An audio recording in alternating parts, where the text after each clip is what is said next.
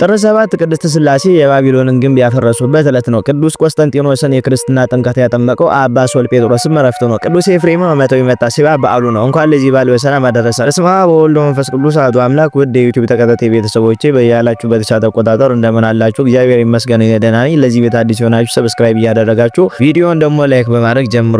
ወደ ሲራት በእምነት ለማይኖር በትህትናም ለማይቀርብ የሚገለጡ አይደሉም። እግዚአብሔር አንድም ነው ሶስትም ነው። ጊዜ ሳይፈጠር ዘመን ሳይቆጠር እግዚአብሔር በስም በአካል በግብር ሶስትነቱ በባህሪ በሕልውና በመለኮት በስልጣን አንድነት የጸና አምላክ ነው። ከዓለም መፈጠር በፊት ስለነበረው ነገር የሚያውቅ ራሱ ሥላሴ ብቻ ነው። ዓለምን ከፈጠረ በኋላ ምስጢረ ሥላሴ ወይም መለኮት ብለን የምንማረው ትምህርት እንጠቀምበት ዘንድ እርሱ የገለጠልን ያህል ብቻ ነው። ይሄውም በየጊዜው እርሱ ለወደዳቸው ደስ ላሰኙት ቅዱሳኑ የገለጠው ምስጢር ነው። ከዚህ አልፈን በስጋዊ አይምሯችን ጌታንን መርምር ብንለው ግን ፍጻሜያችን ሞት ማደሪያችንም ገሃነመ እሳት መሆኑ አይቀርም። እግዚአብሔር በአንድነቱና ሶስትነቱ ሳለ ይህንን ዓለም ፈጠረ። እግዚአብሔር ዓለምን ለምን ፈጠረ ቢሉ ስሙን ቀድሰን ክብሩን እንድንወርስ ነው። ከዚህ የተረፈውን ምክንያት ግን ራሱ ያውቃል። በአንድነቱ ምንታዊ ሁለትነት፣ በሶስትነቱ ረባቢ አራትነት የሌለበት የዘላለም አምላክ የፍጥረታት ሁሉ ፈጣሪ እግዚአብሔር ነው። አብ ወልድ መንፈስ ቅዱስ በስም በአካል በግብር ሶስትነት በባህሪ በሕልውናና በፈቃድ አንድነት የጸኑ ናቸው። በዚህን ጊዜ ተገኙ በዚህን ጊዜ ያልፋሉ አይባሉ። መጀመሪያ መጨረሻ እነርሱ ናቸውና ሩህሩሃን ናቸውና በእናት ሥርዓት ቅድስት ሥላሴ እንላቸዋለን። የሚጠላቸው ወይም የማያምንባቸውን አይጠሉም። የሚወዳቸውን ግን እጥፍ ድርብ ይወዱታል። በቤቱ መጥተውም ያድራሉ። ከፍጥረታት ወገን ከእመቤታችን ቀጥሎ የአብርሃምን ያህል በሥላሴ ዘንድ የተወደደ ፍጡር የለም። አባታችን ቅዱስ አብርሃም የደግነት ሁሉ አባት ነውና በኬብሮን በመምሬ ዛፍ ስር ሥላሴን ተቀብሎ አስተናግዷል። አባታችን አብርሃም በ99 ዓመቱ እናታችን ሳራ በ89 ዓመቷ ሥላሴን በድንኳናቸው አስተናገዱ። አብርሃም እግራቸውን አጠበ፣ በጀርባው መዘላቸው፣ ምሳቸውንም አቀረበላቸው፣ እንደሚበሉም ሆኑለት። በዚያንም ዕለት የይስሐቅን መወለድ አበሰሩት። ሥላሴን ያስተናገደች ድንኳን ወይም ሃይመት የቅድስት ድንግል እመቤታችን ማርያም ምሳሌ ናት። በድንግል ላይም አብ ለአጽንኦ መንፈስ ቅዱስ ላንጾ ወልድን በተለየ አካሉ ለሥጋዌ በእርሷ ላይ አርፏል አድሯልና። በዓለ ሥላሴ በዚህ ቀን የሚከበረው ስለ ሁለት ምክንያቶች ነው። ቀዳማዊ ሕንጻ ሰናወርን ማፍረሳቸው ሲሆን ሁለተኛው ደግሞ ቅዳሴ ቤታቸው ነው። ሰናወር ከሺዎች ዓመታት በፊት በአሁኗ ኢራቅ አካባቢ እንደነበር የሚነገርላት ግዛት ሲሆን ስሙ ለአገሪቱም ለንጉሱም በተመሳሳይ ያገለግል ነበረ። ከናምሩድ ክፋት በኋላ ሰናወርና ወገኖቹ ከሴጣን ተወዳጁ።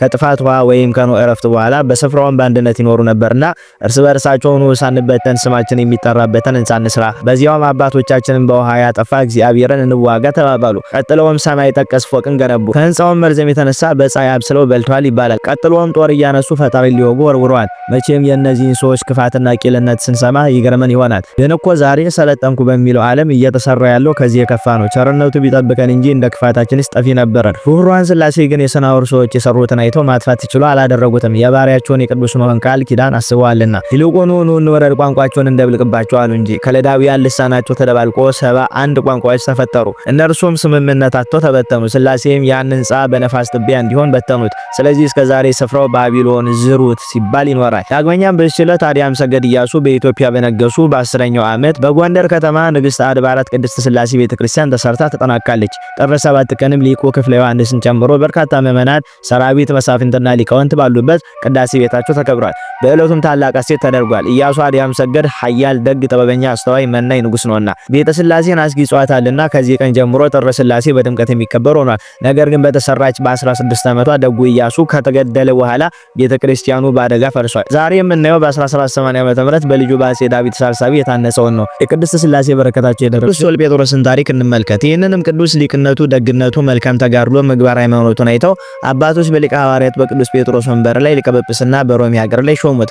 እርሱም ምዕመናንን በመልካም አጠባበቅ ጠበቃቸው። በሐዋርያት አለቃ በቅዱስ ጴጥሮስ ወንበር ላይ በተሾመ ጊዜ የኤሌኒ ልጅ ደገኛው ንጉስ ቅዱስ ቆስጠንጢኖስ የክርስትና ጥምቀትን አጠመቀው። እስከዚህ ጊዜ ድረስም ንጉስ ቆስጠንጢኖስ ከካዲያን ጋር ስለሚያደርገው ጦርነት ምክንያት ገና አልተጠመቀም ነበርና የጣዖታትንም ቤቶች አፈራርሶ ቤተክርስቲያናትን አነጸ። የአባ ሶልጴጥሮስ ገድሉ እጅግ ብሩህ የሆነ ነው። ሁልጊዜም ሕዝቡን ባስተማረ ጊዜ ከሰዎች ልቦና ከሰይጣናት የሆነ ጥርጥርና ክፉ ሐሳብ ለቆ ይጠፋል። ስውር የሆነውን ነገር ከመጻሕፍት ተርጉሞ ያስተምራቸዋል። አይሁድና ዮናናውያንን በተከራከሩ ጊዜ አስተምሮ ያሳምናቸውና ያጠምቃቸዋል። በውስጣቸውም ያለውን የጥርጥር መንፈስ ያርቅላቸዋል። የአባ ሶልጴጥሮስ ስሙ በምዕመናን ዘንድ ፈጽሞ የሚያስፈራ ሆነ። እርሱም እግዚአብሔርን ስለማወቅና ስለ ወልደ እግዚአብሔር ሰው መሆን ብዙ ድርሳናትን ደረሰ። አባ ሶልጴጥሮስ በተሾመ በ7ኛው ዓመት ስለ አርዮስ በኒቂያ ከተማ በሃይማኖታቸው የቀና 318 ቅዱሳን ሊቃውንት በተሰበሰቡ ጊዜ አባ ሶልጴጥሮስ ከእነርሱ አንዱ ነበር። አርዮስም ከጓደኞቹ ጋር ረግሞ አጉዞ ለይቶ ሞልቶታል።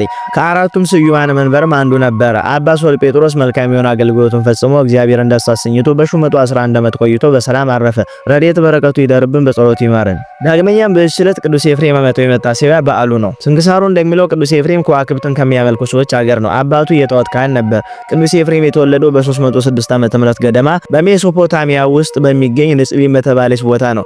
ንጽቢን በደቡባዊ ቱርክና በምዕራባዊ ሶሪያ መካከል የምትገኝ ቦታ ናት። ይህች ቦታ ከ318ቱ ሊቃውንት አንዱ የነበረው የቅዱስ ያዕቆብ ሀገረ ስብከቱ የነበረች ናት። ቅዱስ ኤፍሬም ተወልዶ ባደገባት ሀገረ ንጽቢን ጵጵስና የተሾመ ቅዱስ ያዕቆብ የሚባል ታላቅ ሰው ነበረ።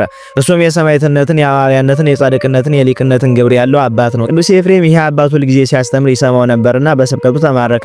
የእግዚአብሔር መንፈስ አመልክቶት ወደ ቅዱስ ያዕቆብ ሄዶ ትምህርተ ክርስትናን ተምሮ የተጠመቀ ሲሆን ከወላጆቹ ጋር የኖረው እስከ 10 ዓመቱ ብቻ ነው። በትምህርተ ክርስትና አምኖ ከተጠመቀ በኋላ ግን በቅዱስ ያዕቆብ ዘንድ በብሕትውና ተወስኖ በመማር በማስተማር ኖረ። ከዚያም በኋላ በጾም በጸሎት እየተጋደለ ሲኖር የመንፈስ ቅዱስ ጸጋ አደረበት።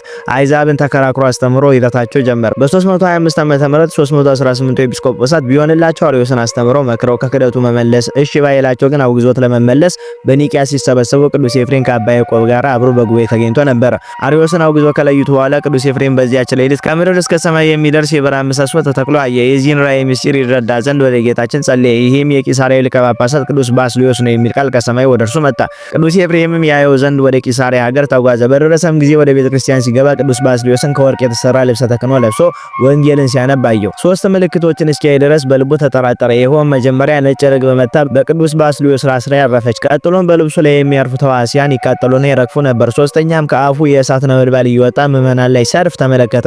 ቅዱስ ባስልዮስ ቅዱስ ኤፍሬምን በስሙ ጠርቶ ሰላምታ ተሰጣጡና በአስተርጓሚ መነጋገር ጀምሮ ሚስጥር በአስተርጓሚ አይሆንም፣ የአንዳቸውን ቋንቋ ለአንዳቸው ይገልጥላቸው ዘንድ ወደ እግዚአብሔር ቢጸልዩ የአንዳቸው ቋንቋ ለአንዳቸው ተገልጦላቸው ሁለቱም ነገር እግዚአብሔርን ሲነጋገሩ አደሩ።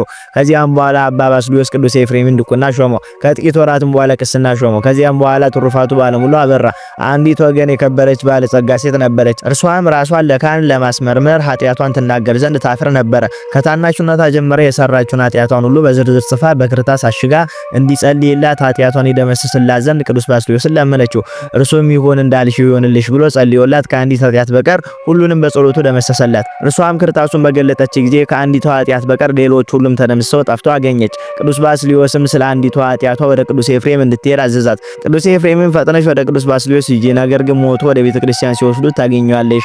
ሳትጠራጠሪ ይህችን ክርታስ በላዩ ላይ ጣይ፣ ይደመስስልሻል ብሎ መልሶ ላካት። በተመለሰችም ጊዜ ቅዱስ ባስልዮስ አርፎ ሊቀብሩት ወደ ቤተክርስቲያን ሲወስዱት አገኘችው። እርሷም መሪ ልቅሶን ካለቀሰች በኋላ ቅዱስ ኤፍሬም እንዳዛት በእምነት ሆና ያንን ክርታስ በቅዱስ ባስልዮስ አስከሬን ላይ ጣለችው። ወዲያውኑ ያቺ የቀረች ኃጢአቷ ተደመሰሰችላት። ክርታሱ ምንም ጽፈት የሌለበት ባዶ ሆነ። ቅዱስ ኤፍሬምም ሌሎች ብዙ ድንቆች ታምራትን አድርጓል። መናፍቃንን ተከራክሮ ረድቷል። ቅዱስ ኤፍሬም ከታላቁ ባስልዮስ ከተማረ በኋላ ሀገረ ስብከት ተሰጥቶት ያስተምር ጀመረ። ቅዱስ ኤፍሬም ክርስትናን በሚገባ ሲመረምር የእመቤታችን ፍቅር ይበዛለት ጀመር። እንደ ዛሬው የእመቤታችን ምስጋና በአንደበት እንጂ በመጽሐፍ አይገኝም ነበርና ቅዱስ ኤፍሬም ግን ከሉቃስ ወንጌል በ6ኛው ወር የወድስዋና ጸሎተ ማርያምን አውጥቶ በየዕለቱ በእድሜዋ ልክ 64 ጊዜ ያመሰግናት ነበር። እመቤታችንን ከልብ ከመውደድ የተነሳ የእመቤታችን ምስጋናዋ እንደ ሰማይ ኮከብ እንደ ባህር አሸዋ በስቶልኝ እንደ ልብስ ለብሼው እንደ ምግብ ተመግቤው እንደ አጠጥቼው ረክቼ እያለ ሲመኝ ይኖር ነበር። የሻቱትን መስጠት ለመንፈስ ቅዱስ ልማዱ ነውና ቅዱስ ኤፍሬም የፈለገውን ገልጦለታል። አምላክን የወለደች መብርሃን በጋት ተገልጣ የልቡን ፈቃድ ፈጸመችለት። ዛሬ የጸለይነው ጸጋ በረከት የምናገኝበት ውዳሴ ማርያምን ደረሰላት። ውዳሴዋን ሲያደርስላትም እርሷ አእላፍ ቅዱሳን መላእክትን፣ ጻድቃን፣ ሰማዕታትን አስከትላ ወርዳ በፊቱ ትቀመጣለች። እርሱም በአጭር ታጥቆ በፊት አቆሞ በመንፈስ ቅዱስ ተቃኝቶ ነው። እለቱ ሰኑይ ነግ ነው። እንዲህም ሆነ የነግ ተግባሩን አድርሶ ከመካነ ግብሩ ተቀምጦ ሳለ እመቤታችን ትመጣለች። የብርሃን ምንጣፍ ይነጠፋል፣ የብርሃን ልባብ ይዘረጋል። ከዛ ላይ ሆና ሰላም ለከኦ ፍቁሬ ወፍቁረ ወልዴ ኤፍሬም ትለዋለች። እርሱም ታጥቆ እጅ ነስቶ ይቆማል።